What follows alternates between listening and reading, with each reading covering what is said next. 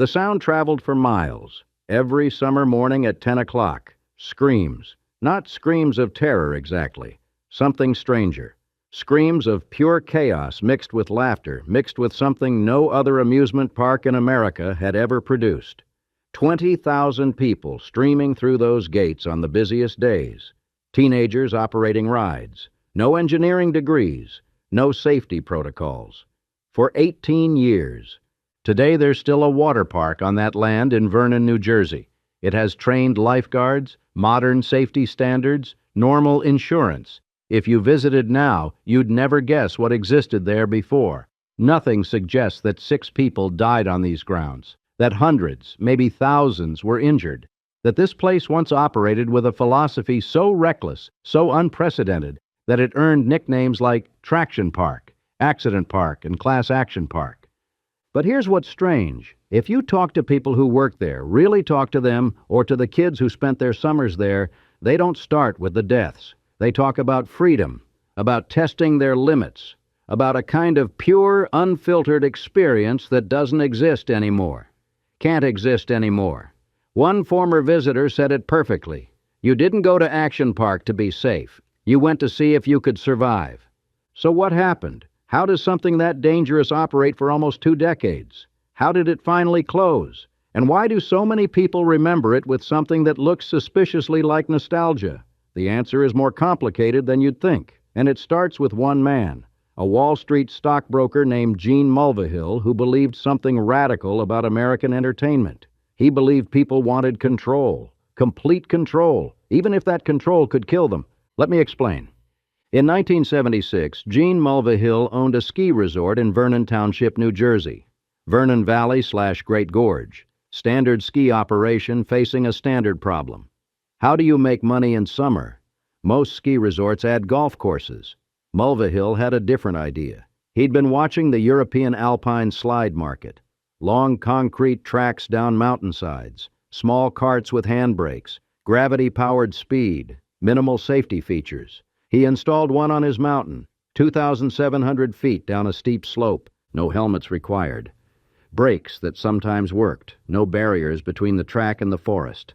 People loved it. They loved it because it was dangerous, because they controlled the speed, because if they went too fast and flew off into the trees, well, that was their choice, their risk, their adventure. That's what Mulvihill noticed. Not that people wanted to be safe, that they wanted to feel like they were making the decision about safety themselves. This answers one question. Why Mulvihill thought this model could work. Why he believed Americans would pay money to put themselves in danger. But it doesn't answer the bigger question. How he convinced state regulators to let him build an entire park around this philosophy. How he kept it running despite mounting injuries, despite deaths. That requires understanding something darker about the regulatory environment in New Jersey during the late 70s and 80s, and about Mulvihill's approach to problems like insurance and lawsuits. Stay with me here. This gets complicated. In 1978, Mulvihill officially opened Action Park, July 4th, 2 opening day promotions that told you everything you needed to know about his target audience, a Dolly Parton look-alike contest, and a tobacco-spitting competition. This wasn't Disney. This was something else entirely. The park would eventually span 250 acres across 3 sections. The Alpine Center, where the original slide lived. Waterworld, which became one of America's first major water parks. And Motorworld, where guests drove go-karts and other motorized vehicles. The philosophy was simple. Visitors control their experience. How fast you go. How high you jump. Whether you wear safety equipment. All your choice. Mulvihill hired inventors and designers without engineering degrees, people with crazy ideas and no experience in ride safety. If someone pitched him a ride that sounded insane, he'd fund it. Have his teenage employees test it. Sometimes they got hurt during testing. He'd pay them $100, then open the ride anyway. One former employee described it this way. They were building the plane while they were flying it. No blueprints. No safety calculations. Trial and error with human test subjects. Mulvihill's own son, Andy, tested many of the most dangerous rides wearing hockey equipment. The son survived. Many guests did not fare as well. Now here's where it gets really interesting. How did this continue? State inspectors did visit. New Jersey did have amusement park regulations, but Action Park existed in a regulatory gray zone. The park operated on private land. Many rides were classified as self-operated, meaning guests controlled them, which put them in a different category than traditional amusement park rides. State inspections focused on fixed mechanical rides. Alpine slides and water slides didn't quite fit those categories. Also, Vernon Township depended on Action Park economically. Jobs, tourism, tax revenue, local officials who might have pushed for stricter oversight had reasons to let things slide. Mulvihill knew this. According to court documents and testimony from local journalists, he used that leverage. One newspaper editor claimed Mulvihill got her fired when she wrote critical coverage. He called her boss, told him local officials would block his future projects unless she was removed. She was fired. But that explains the political pressure. It doesn't explain how Mulvihill handled the lawsuits, because the lawsuits started immediately, July 27, 1980, 2 years after opening. George Larson, Jr., 19 years old, an Action Park employee, rode the Alpine Slide after hours. His cart went too fast around a curve, flew off the track. Larson hit his head on a metal junction box, died a few days later. The first fatality. New Jersey records would document at least 26 serious head injuries and 14 fractures on that single ride between 1984 and 1985. The Alpine Slide alone generated hundreds of injuries every season. Any normal amusement park would have been shut down. Any normal park would have faced insurance rates so high they couldn't operate. Here's what Mulvihill did instead. He created a fake insurance company, London and World Assurance Limited, based in the Cayman Islands, told state regulators this company insured Action Park. But it was just him, moving money around, self-insuring. When people sued, the insurance company paid minimal settlements or fought the cases aggressively. Since there was no real insurance company with deep pockets, plaintiffs often settled for less than they would have gotten from an actual insurer. This worked for several years, until 1984. A state investigation discovered the fraud. A 110-count indictment against Mulvihill and his companies. Charges including fraud, theft, embezzlement. In November 1984, Mulvihill pleaded guilty to 5 insurance-related charges. He received a suspended sentence. Gave up control of the park temporarily, but not for long. He regained control and kept building. Let me pause here and let that sink in. A man pleaded guilty to insurance fraud. His park had already seen multiple injuries and 1 death, and he continued operating. Why? How? The answer has 2 parts. First, the park was wildly profitable. Action Park drew over 1 million visitors per year at its peak in the early 1980s.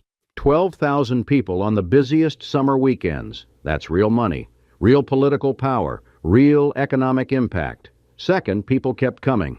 They knew it was dangerous. The nicknames, Traction Park, Class Action Park, weren't secrets. They were badges of honor. If you survived Action Park, you had a story. If you got injured there, you were part of the legend.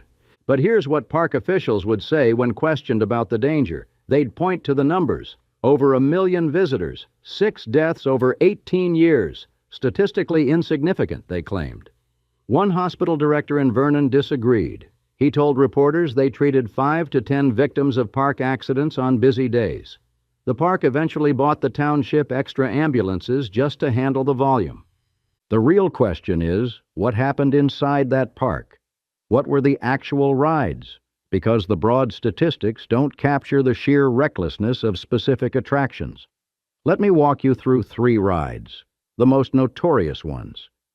These will help you understand what control your own experience actually meant in practice.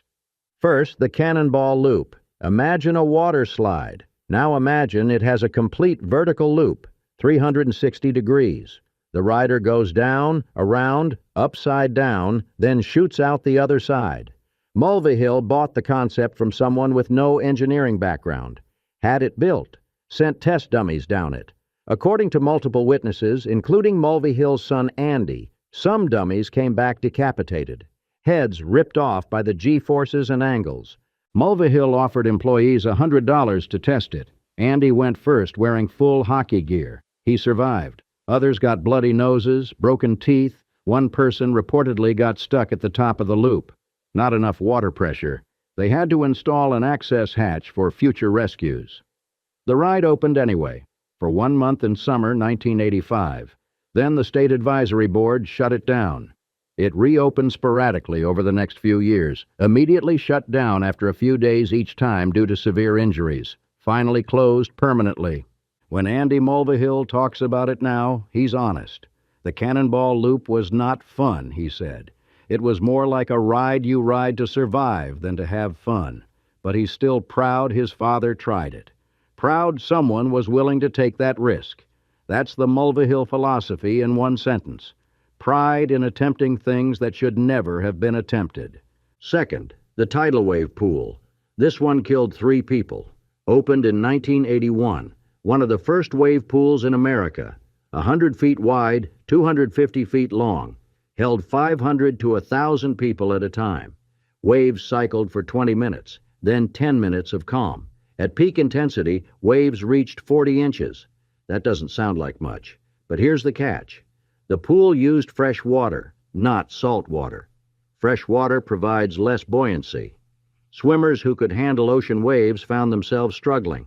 The pool also gradually deepened toward the far end. Many guests didn't notice until they were in over their heads. Lifeguards at the Tidal Wave Pool performed 12 to 15 rescues on normal days. On busy summer weekends, that number doubled or tripled. Former employees called it the Grave Pool. 3 drownings, the first in 1982. George Lopez, 15 years old, the second in 1984. Donald DePass, 20 years old, the third in 1987. Gregory Grandchamps, 18 years old, all preventable, all predictable, all business as usual. Here's what's disturbing. Those are the deaths, the official count. Nobody knows how many near drownings occurred, how many people were pulled out unconscious and revived, how many avoided permanent damage by seconds. The park didn't track injuries systematically. Former employees say they were explicitly told not to count. Third, the super go-karts. Standard concept, small loop track. Carts with governors limiting speed to about 20 miles per hour, except park employees knew how to disable the governors. Wedge a tennis ball into the mechanism. Suddenly you're going 50 miles per hour on a track designed for 20. Head-on collisions became common. The cart's engines were poorly maintained. Gasoline fumes overcame some drivers. But the real problem was the culture. Employees would disable governors for guests who asked. Teenagers playing bumper cars at highway speeds. The Motor World section where these carts lived was across Route 94 from the main park. A whole separate world of gas-powered chaos. Tank rides, speedboats in a shallow pond, Lola race cars that guests could drive themselves. Each attraction shared the same philosophy. Minimal supervision, maximum speed. Let people figure it out. The Motor World section closed permanently in 1996 with the rest of the park. Today it's condominiums, a restaurant, parking lots. Nothing suggests thousands of teenagers once drove go-karts into each other at highway speeds on that land. But Waterworld, that's where the real danger concentrated. That's where most people spent their time. That's where most of the injuries happened. Let me describe a few more attractions. The Aqua Scoot. Riders sat on a small toboggan-like sled, held handles on either side, went down a steep water slide. The problem? The angle was so steep that riders often flew off the sled mid-slide, tumbled down the concrete on bare skin. The park called them friction burns. Guests called them cheese graters. Your legs and back scraped raw by concrete and fiberglass. One employee remembered eating lunch near the Aqua Scoot because you could watch people lose bikini tops and sustain serious injuries. Management built a viewing area specifically for this purpose. The Tarzan Swing. Simple concept. A large rope swing over a deep pool. Grab the rope. Swing out. Let go. Drop into water. Sounds safe enough, except the water was spring-fed. Extremely cold. Cold enough to cause what's called cold water shock. Your body's involuntary gasp reflex. Hyperventilation. Disorientation. In 1984, an unnamed visitor had a heart attack mid-swing. Died. The Tarzan swing stayed open. A heart attack isn't technically the ride's fault, park lawyers argued. Never mind that extremely cold water and sudden exertion might trigger cardiac events in vulnerable people. Never mind that no one checked health conditions before letting people swing. The diving cliffs, 18 feet, 23 feet, 30 feet. Concrete platforms over the same spring-fed pool. People who'd never cliff dived before could just climb up and jump. No instruction. No checking if they could swim. The water was so cold that strong swimmers cramped up. Former lifeguards reported constant rescues. But here's what made it worse. The pool wasn't that deep under the platforms. Deep enough that you probably wouldn't hit bottom. Probably. People landed wrong all the time. Spinal injuries, broken bones, concussions from hitting the water at bad angles. The cliffs remained one of the park's most popular attractions. The Bailey Ball. This one was pure chaos. A large open sphere like a hamster ball, but human-sized. Riders climbed inside. Staff rolled them down a hill, sometimes into water, sometimes into other Bailey balls, sometimes just into the woods. No steering, no control. Just tumbling and hoping you didn't break something. The ride operated sporadically. Too many injuries even by action park standards. But during the summers it was open. People lined up for it.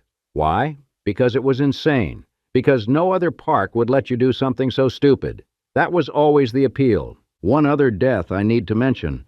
The kayak experience. A fake river attraction with kayaks. In 1982, Jeffrey Nathan, 27 years old, was kayaking when his boat tipped. He touched water that had a loose wire in it. Electrocuted. Died. A loose wire in a water attraction. That's not bad luck. That's negligence. That's criminal negligence.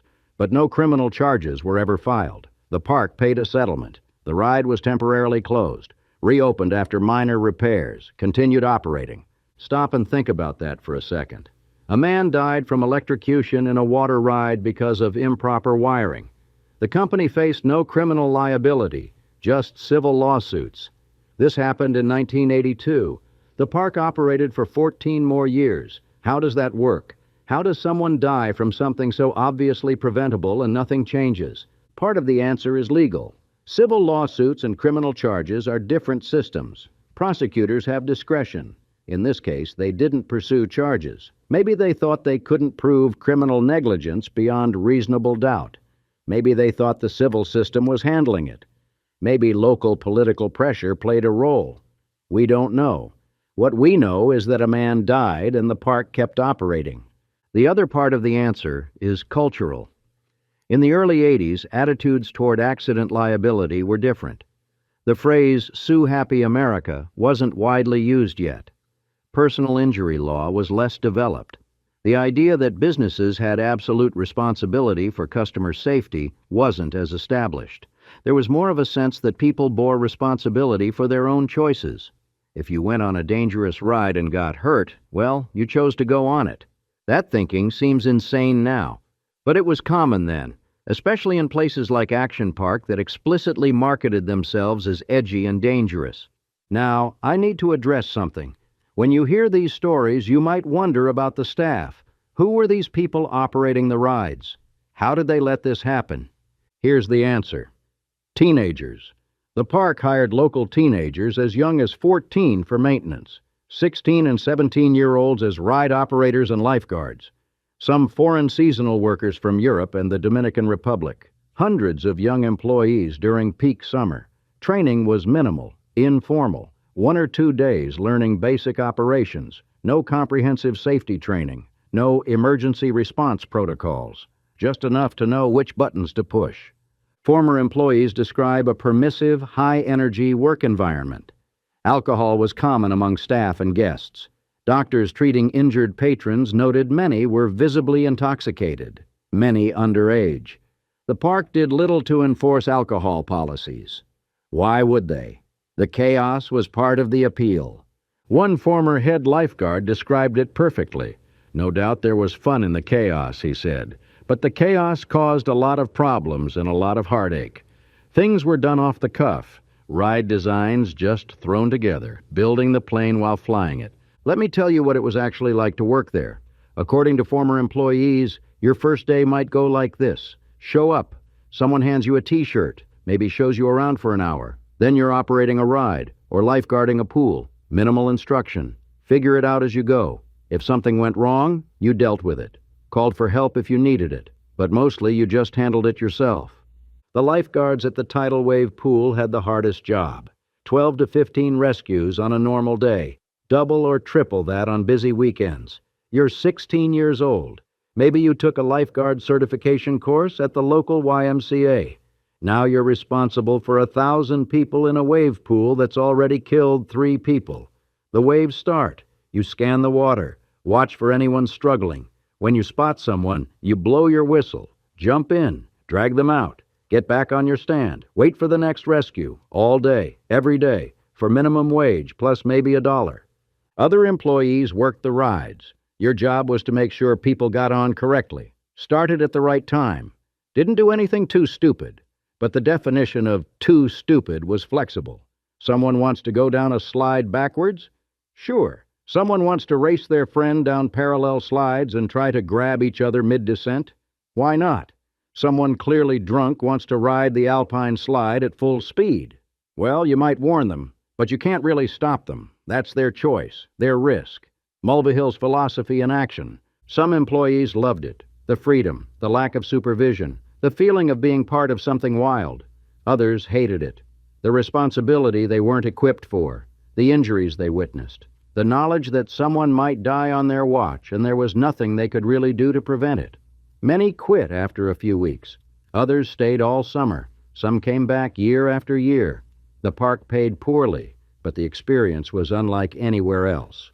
Here's a story from a former employee, not widely reported, but confirmed by multiple people who worked there.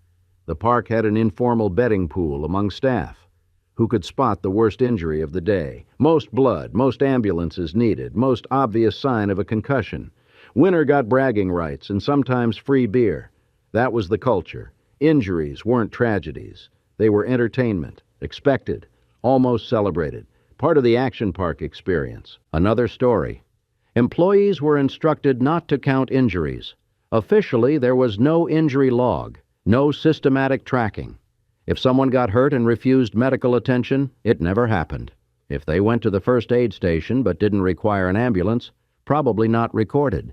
Only the most serious cases, the ones that required hospitals, made it into any official record. And even those numbers were minimized in public statements. The park would say things like, statistically insignificant, or comparable to any major recreational facility. But they had no real statistics, just estimates, guesses, lies. The employees knew this. They saw what was happening, but they were teenagers. Many thought it was normal. Others knew it wasn't, but didn't know what to do.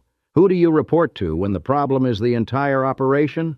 When management is actively covering up the extent of injuries? A few employees quit in protest, tried to speak to local media. Most got nowhere. One who succeeded got blacklisted by Mulvihill. Threatened. That was Gene's other talent. Intimidation. He protected his vision through whatever means necessary. So let's return to our central question. If this was so dangerous, so clearly reckless, why did it continue for 18 years? We've covered the regulatory environment, the insurance fraud, the economic leverage, the statistical arguments. But there's something else, something harder to quantify. People wanted this. Not everybody, not families with young children, but teenagers and young adults from the New York tri-state area. They wanted exactly what Action Park offered. Think about when this was happening. The 80s, the early 90s. A cultural moment before helicopter parenting became standard, before every playground had rubber surfaces and safety warnings. A generation of kids raised with more freedom, more risk, less supervision than their children would ever experience. Action Park was an extreme version of that freedom, the logical endpoint. One person who survived it put it this way: Action Park made adults of a generation of kids by teaching them the truth about life. It is not safe. You will not always be protected. Sometimes you make choices with real consequences. For many people, that was valuable. a kind of character building through mild terror. But let me dig deeper into who was actually going to Action Park. The demographics tell a story. Mostly teenagers and young adults, ages 15 to 25, predominantly male, though plenty of young women went too. Middle-class families from New Jersey, New York, Connecticut. Not wealthy, not poor, people looking for affordable summer entertainment. Action Park was cheaper than other major theme parks, easier to reach than Six Flags or Hershey Park, close enough for a day trip from Newark, Patterson, parts of New York City. The park also attracted a specific type of person, risk-takers, thrill-seekers, people who wanted to prove something to themselves or their friends. You didn't go to Action Park for a relaxing day. You went to test yourself, to see what you could handle, to come home with stories and scars. That self-selection meant the park's audience was already predisposed to accept risk. They weren't being tricked. They were seeking exactly what Action Park offered. Or were they? Here's where it gets complicated. Yes, people knew Action Park was dangerous. The nicknames weren't subtle. But did they understand how dangerous? Did they know about the fake insurance company, the lack of engineering oversight, the minimal staff training, the deliberately disabled safety features? No. They knew some rides were scary and people got hurt. They didn't know the extent of the negligence. That's the difference between informed risk and exploitation. Consider a 16-year-old from Bergen County. Hears about Action Park from friends. They say it's crazy, wild, dangerous, fun.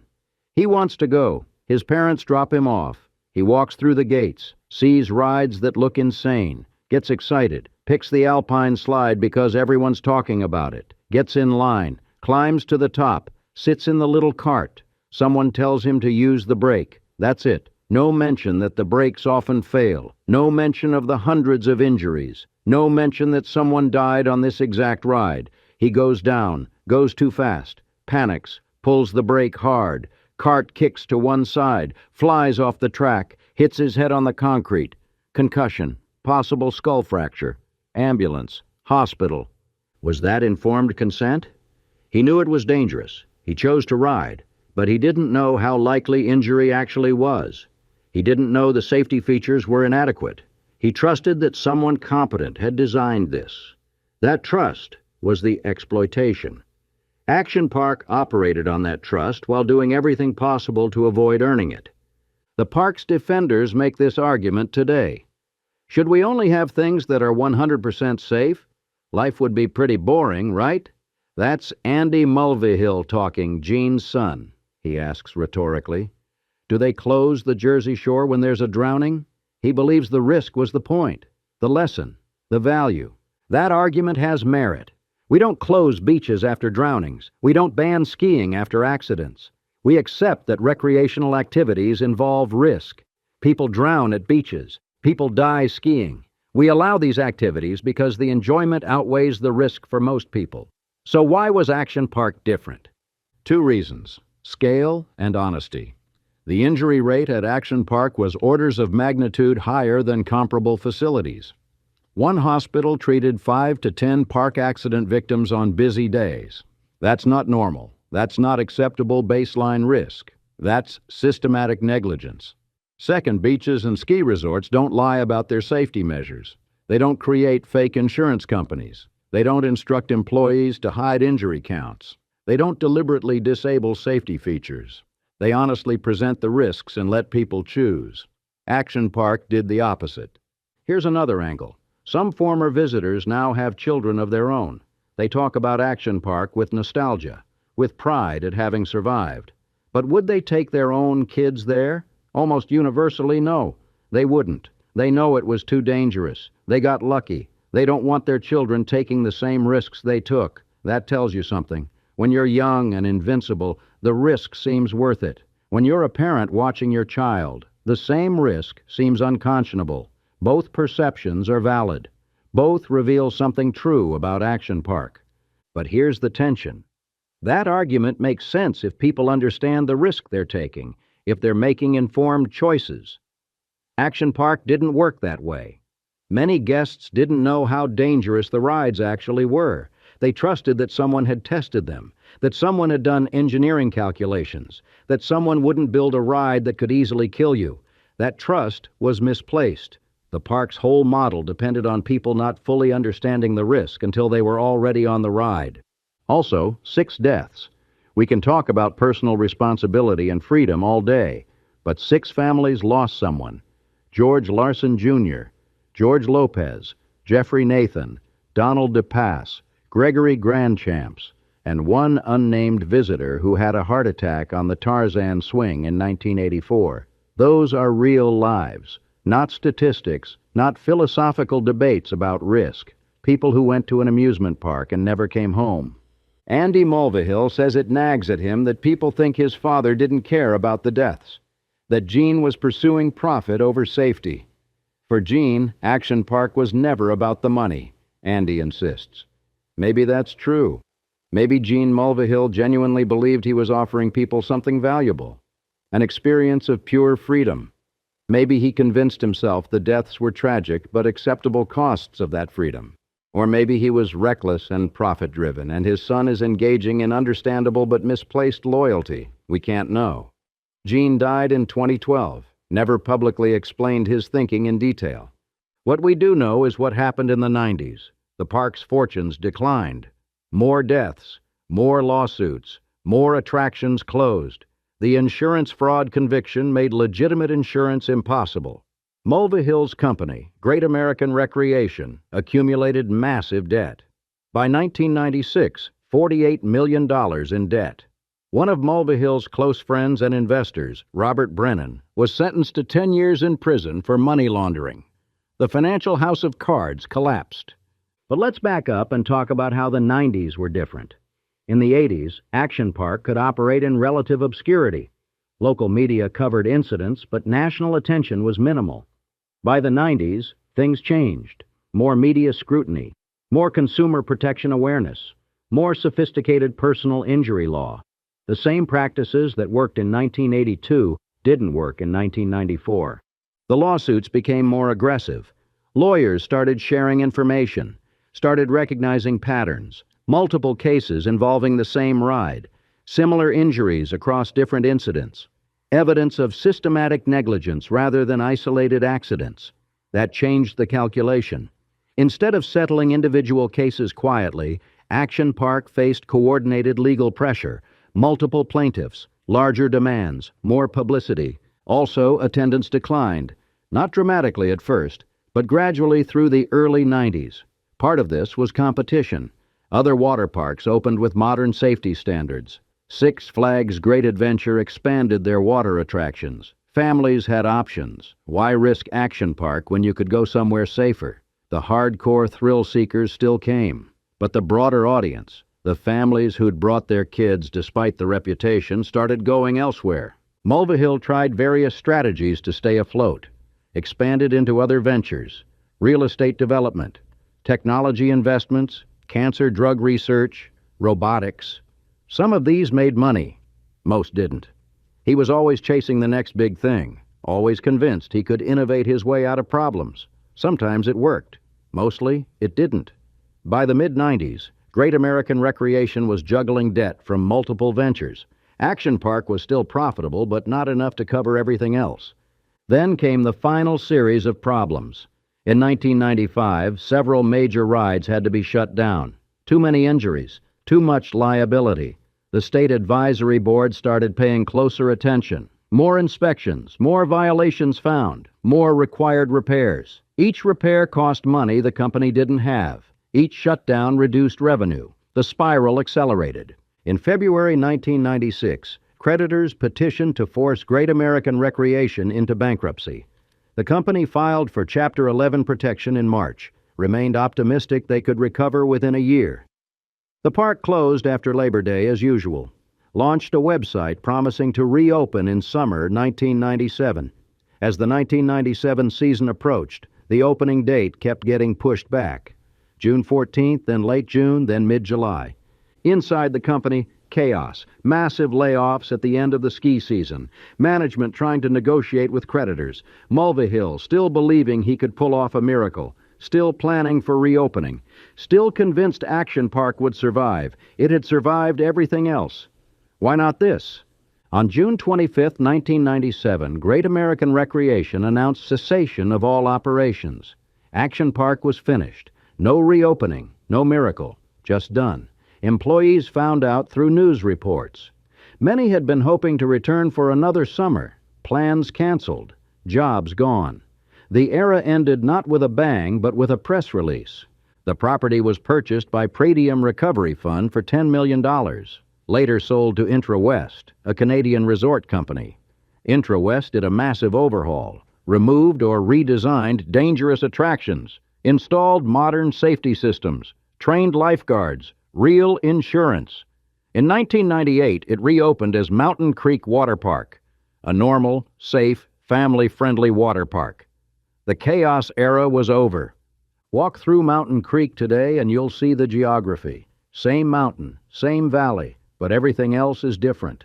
The Alpine Slide is gone, dismantled. The Cannonball Loop is gone, demolished. The Tidal Wave Pool is still there, but completely redesigned. New filtration, better depth markers, properly trained lifeguards, double the staff, triple the safety protocols. It's unrecognizable. Some of the old ride locations are visible if you know where to look.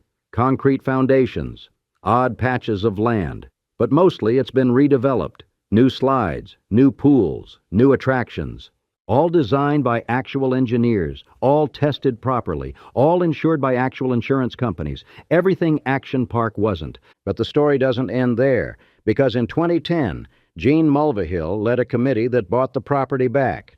He was 76 years old, still believed in his vision, still wanted to prove something. Reopened a resort operation with various amenities. Not Action Park exactly. But Mulvihill's return, his second chance, his redemption arc. Or so he thought. He never got to see it through.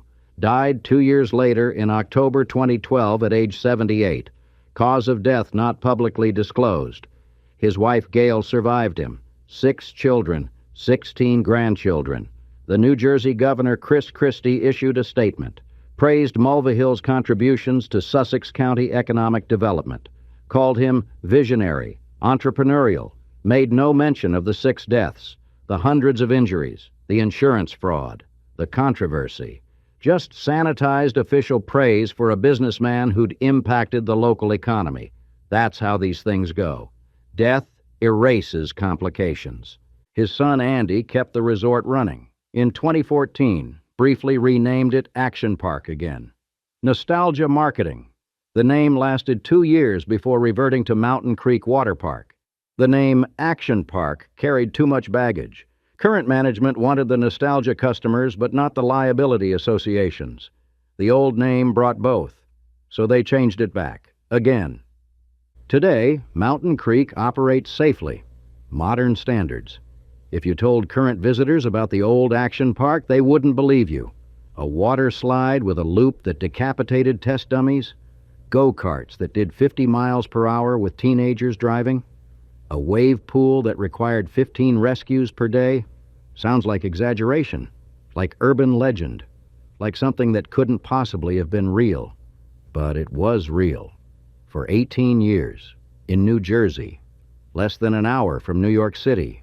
Today, Mountain Creek operates safely, modern standards. But something interesting happened in 2020. HBO released a documentary called Class Action Park. It became a cultural phenomenon. People who'd grown up in New Jersey, New York, Connecticut watched it, shared stories. The documentary presented Action Park as this complicated thing. Definitely dangerous, definitely reckless, but also kind of magical. A once-in-a-lifetime experience that could never happen again. The documentary director, Seth Porges, had been fascinated by Action Park for years. Made a short film about it that went viral online. Millions of views. The short film actually inspired Johnny Knoxville to make a Jackass movie themed around dangerous amusement parks. That's the kind of cultural impact Action Park had.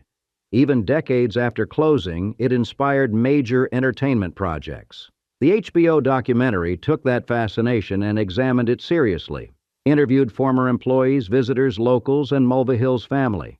What made the documentary interesting was its tone. It didn't just condemn Action Park. It tried to understand the appeal. Why did people love something so dangerous? Why do they remember it fondly?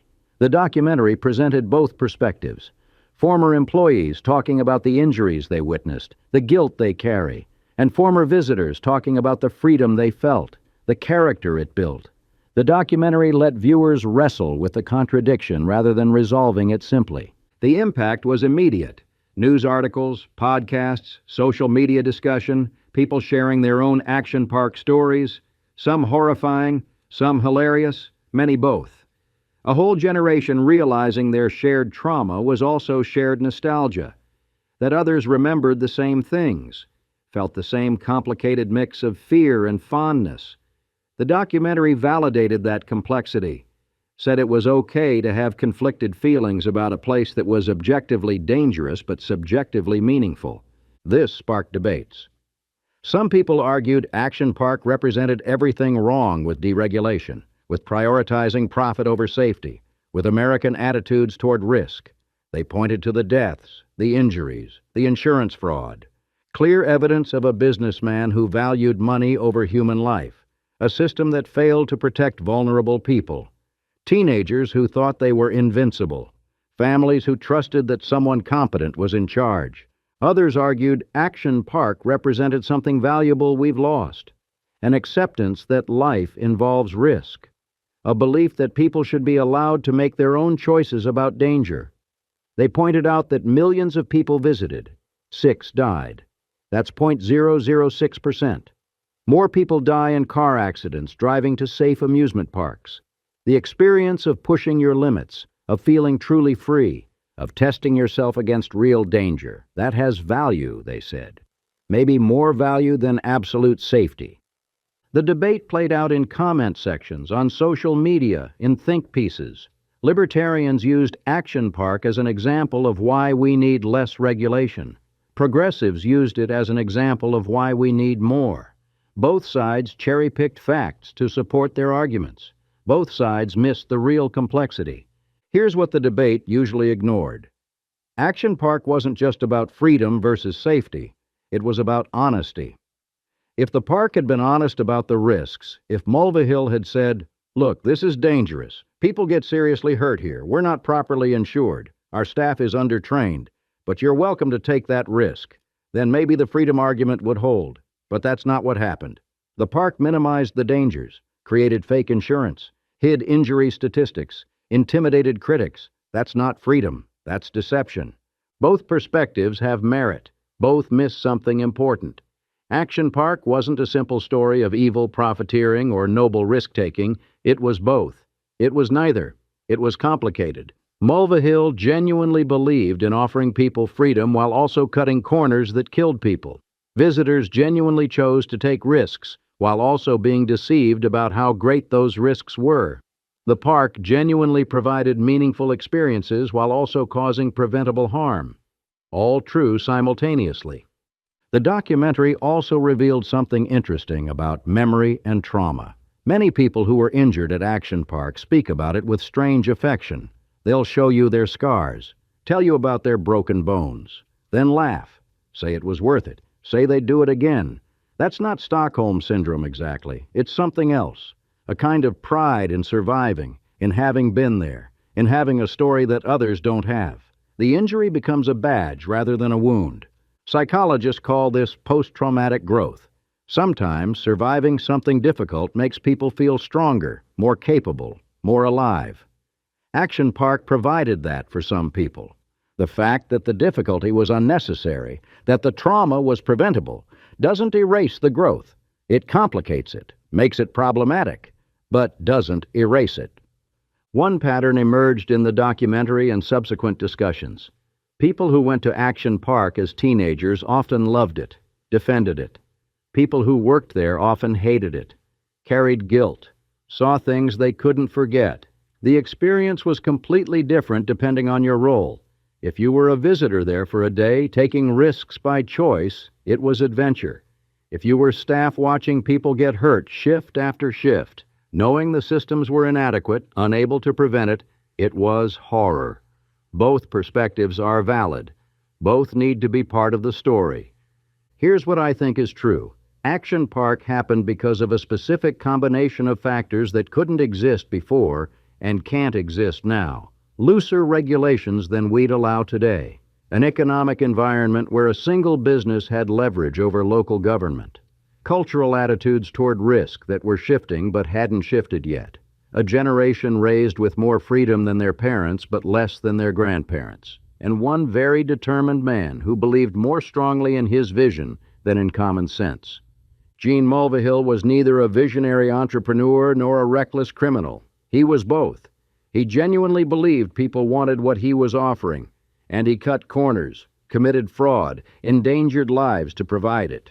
Those things coexist. That's what makes the story complicated. The real question isn't whether Action Park should have been allowed to operate. Obviously not. 6 deaths is 6 too many. Hundreds of preventable injuries is unconscionable. The insurance fraud alone should have shut it down years earlier. The real question is what Action Park tells us about ourselves, about what we want, what we value, what we're willing to risk. Because people kept coming. Even after deaths became public, even after the nicknames spread, even after everyone knew the park was dangerous. Parents dropped teenagers off at the gates. Those teenagers went on rides that could kill them. Many got hurt, some loved it, many returned. That says something about human nature, about how we weigh risk against reward, about the appeal of testing ourselves. Consider the Alpine Slide, the ride that killed George Larson.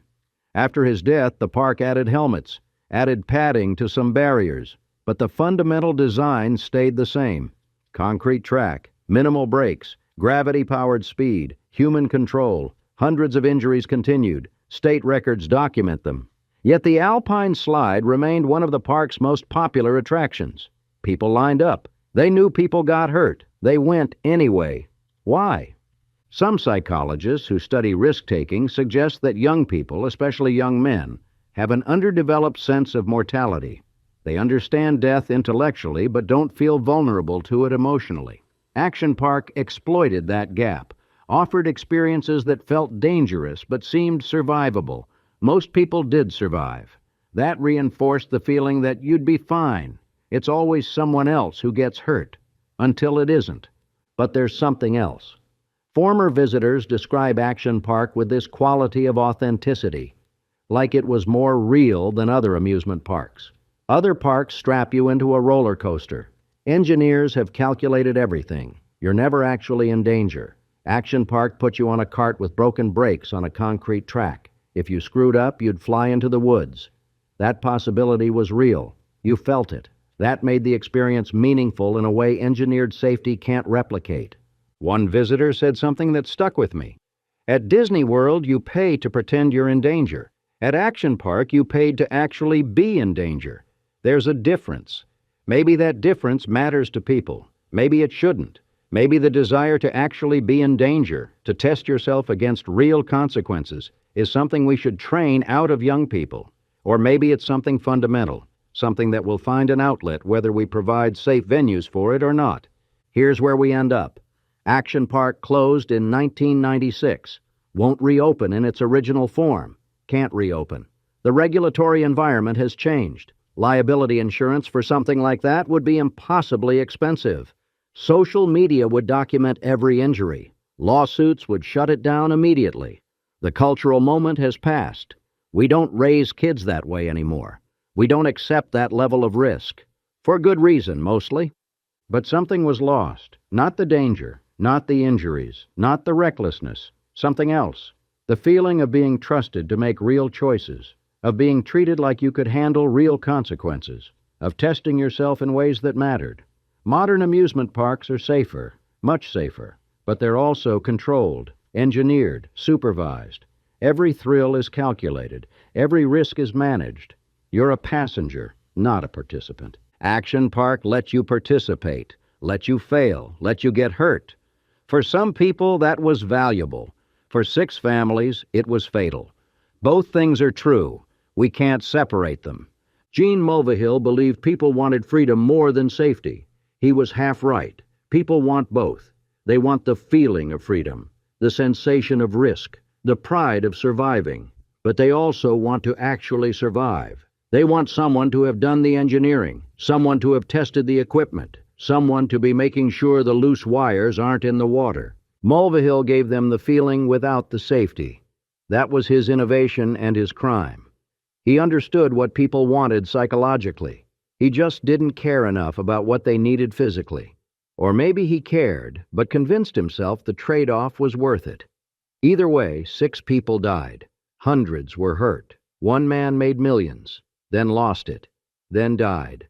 The park closed, the lawsuit settled, the survivors scattered. What remains? Stories, scars, photographs of slides that shouldn't have been built, video footage of people doing things that shouldn't have been allowed, and an interesting question about risk, freedom, and responsibility that we still haven't answered.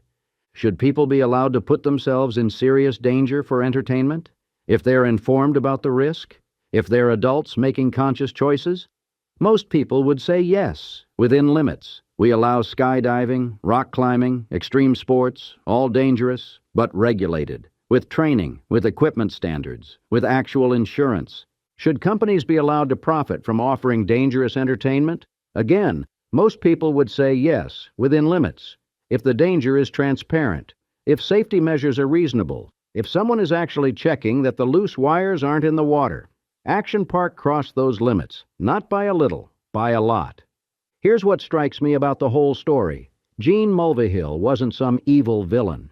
He was a businessman who believed strongly in an idea, personal freedom, self-determination, the right to take risks.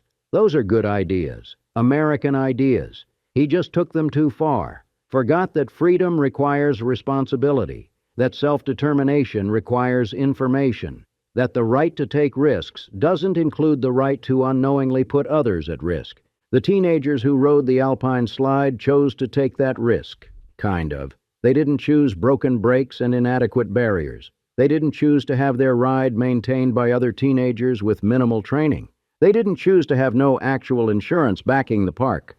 They chose what they could see. They didn't choose what was hidden. Mulvihill did. That's where it becomes less about freedom and more about fraud. When Andy Mulvihill defends his father, he talks about innovation, risk-taking, giving people something no one else would give them. That's all true. But innovation requires competence. Risk-taking requires honest assessment of risk. Giving people something means actually delivering what you promise, not something secretly more dangerous. Gene Mulvihill was innovative. He took risks. He gave people something. He just didn't do it responsibly. And that's why Action Park is a cautionary tale, not an inspiration. Not because danger is bad, not because risk is wrong, not because people shouldn't test themselves, but because someone has to be the adult in the room. Someone has to do the engineering. Someone has to tell the truth about what could go wrong.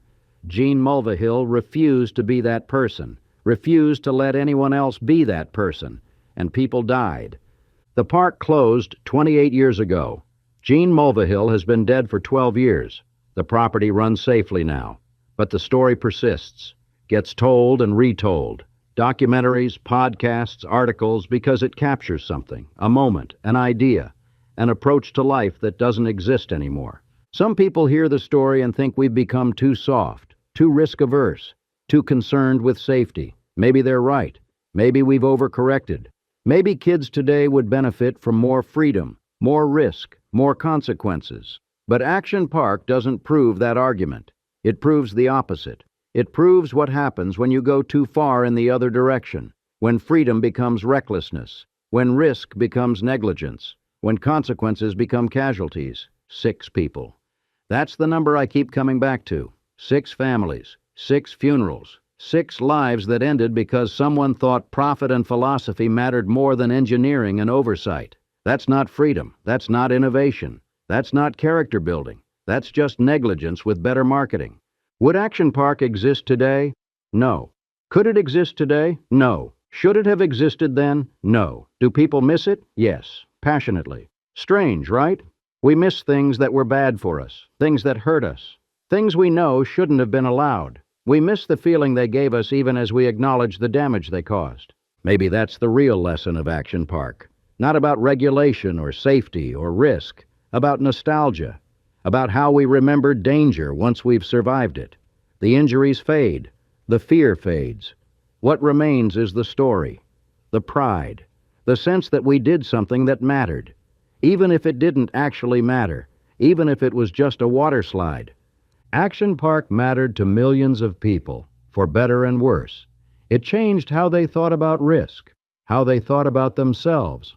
Whether those changes were positive or negative depends on who you ask. Depends on whether they were among the survivors or among the casualties. Today, if you drive through Vernon Township, you can visit Mountain Creek, safe water park, trained staff, real insurance, normal rides. Your kids will probably be fine. They'll have fun. They'll be supervised. They'll come home. That's good. That's how it should be. But they won't have the same stories, won't have the same scars, won't have the same sense that they survived something, because they won't have survived anything. They'll have ridden rides. That's all. And that's okay. That's progress. That's civilization. We figured out how to give people thrills without risking their lives, mostly. But something was lost in that progress. Not something we should mourn. Not something we should try to recreate. Just something to acknowledge. A kind of wild, reckless freedom that existed briefly in one place. A philosophical experiment about risk and responsibility that ended predictably. 6 deaths, hundreds of injuries, bankruptcy, closure, new owners, safety, survival, the end. Except it's not quite the end, because people still tell the stories, still watch the documentaries, still wonder what it would have been like to ride the Cannonball Loop, to swim in the Grave Pool, to fly down the Alpine Slide, to survive Action Park. And in those stories, in that wondering, Action Park still exists. Not the real place with real danger and real consequences, but the idea of it, the legend. Maybe that's fitting. Maybe Action Park works better as a legend than it ever worked as an actual park. Legends don't kill people. Legends don't cause injuries. Legends don't go bankrupt or face indictments for insurance fraud. Legends just entertain us. Let us imagine. Let us wonder what we would have done, whether we would have been brave or smart, whether we would have survived. The real Action Park taught people about consequences.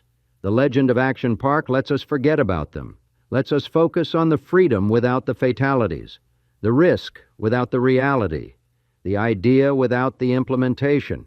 That's the final irony. Action Park failed because it couldn't balance freedom and safety. The legend of Action Park succeeds because it doesn't have to. Legends don't need safety measures, don't need engineering, don't need insurance, just need to be remembered. And Action Park will be remembered, for better and for worse, for generations, as the most dangerous amusement park in American history, and as the place where, briefly, anything was possible.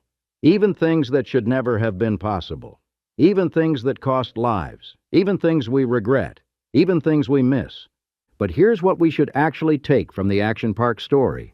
It's not about whether risk is good or bad. It's about who bears the cost of that risk. At Action Park, Mulvihill took financial risks, built experimental rides, challenged regulations. That's fine.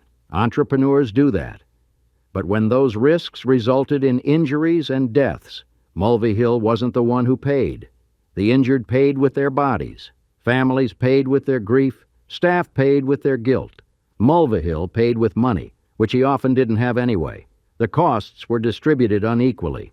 The person taking the risks wasn't the person bearing the consequences. That's the fundamental problem. If Mulvihill had insisted on testing every ride himself before opening it to the public, we might have a different story. If he'd operated the Tidal Wave Pool lifeguard stand for a summer before asking teenagers to do it, we'd have different conclusions. If his own children had been seriously injured on his rides, perhaps he would have made different choices. But he insulated himself from the consequences, paid others to take the risks, then profited when they survived and paid settlements when they didn't. That's not noble risk-taking. That's exploitation with extra steps. The visitors who loved Action Park weren't wrong to value their experiences. The freedom they felt was real. The growth they experienced was real. But those feelings were subsidized by the suffering of others, by the people who got seriously hurt, by the families who lost someone, by the workers who witnessed horrors they couldn't prevent. You can't separate the joy from the pain. They're connected. The freedom you felt came at someone else's expense. That doesn't make the freedom meaningless, but it does make it complicated. Complicity, even unintentional, is still complicity.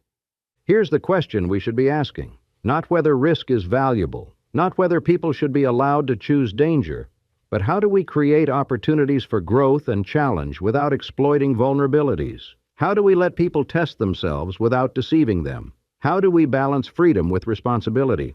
Action Park failed at all of this, used deception, exploited vulnerability, valued freedom over responsibility. That's why it closed. That's why it shouldn't be celebrated unreservedly. That's why the nostalgia needs to be tempered with honesty about what actually happened. The world has changed since 1996. We regulate amusement parks more carefully, track injuries systematically, require real insurance, train staff properly. Those changes came partly because of Action Park, because 6 deaths and hundreds of injuries proved we couldn't trust businesses to prioritize safety over profit. Regulations aren't abstract rules. They're responses to real failures, written in blood and broken bones. Action Park's legacy includes the safety standards that make it impossible for another Action Park to exist. That's Action Park, the legend and the reality, both true, both impossible to reconcile, both worth understanding. The place where thousands tested their limits and 6 exceeded them, where freedom meant danger and danger meant profit and profit meant tragedy, where teenage employees operated rides they didn't understand for teenage visitors who didn't know the risks, where one man's vision of American freedom became another family's nightmare, where you could slide down a mountain at 50 miles per hour on a cart with broken brakes and call it recreation, where the motto might as well have been, "You probably won't die." And that's where we leave it, with a warning disguised as nostalgia, with complexity disguised as simplicity, with 6 names we should never forget, 6 people who just wanted a fun summer day, 6 families changed forever, 6 reasons why Action Park is a cautionary tale, not a blueprint, 6 reminders that freedom without responsibility isn't freedom at all, just danger with better marketing.